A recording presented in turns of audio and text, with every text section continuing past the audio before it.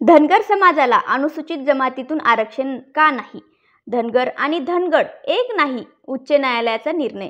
धनगर समाजाला अनुसूचित जमातीतून एसटी आरक्षण देण्यास उच्च न्यायालयाने नकार दिला आहे.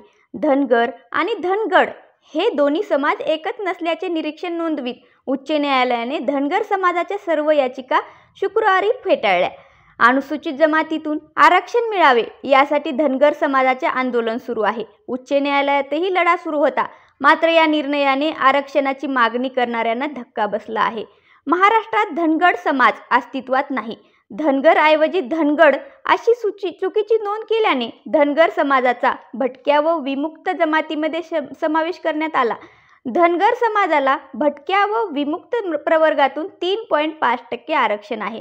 मात्र या समाजाचा अनुसूचित जमातीत समावेश केला तर त्यांना 7% आरक्षण मिळेल, असे महाराणी अहिल्यादेवी समाज प्रबोधन मंच, महाराष्ट्र राज्य व अन्य काहींनी उच्च न्यायालयात दाखल केलेल्या याचिकांत म्हटले होते. त्याविरोधातही याचिका दाखल झाल्या होत्या.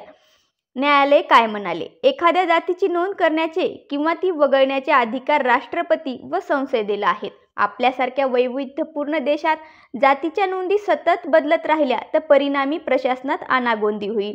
आज मिळालेला लाभ उद्या न्यायालयाच्या निर्णयाद्वारे काढून घेण्यात येईल का, अशी धास्ती राहील, असे न्यायालयाने म्हटले. याचिकांमध्ये गुणवत्ता नाही असे म्हणत न्यायालयाने सर्व याचिका फेटाळल्या.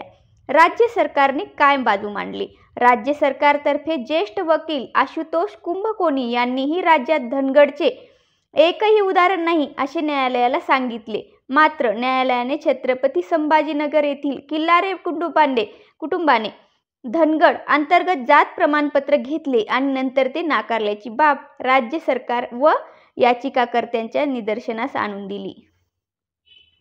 रिक्त वर्ग सिद्ध झाला नाही. गुरुवारी निकाल वाचनात न्यायाधीश गौतम पटेल व न्यायाधीश कमल खट्टा यांच्या खंडपीठाने म्हटले की 1950 मध्ये राष्ट्रपतींचा आदेश जारी करताना धनगड समाज पूर्वीच्या बॉम्बे राज्यात नंतर महाराष्ट्रात अस्तित्वात नव्हता.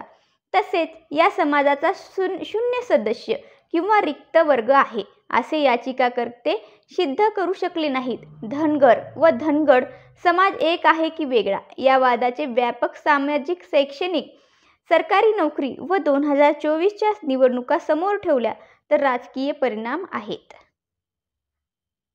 तर कसा वाटला व्हिडिओ नक्की कमेंट्स करून सांगा.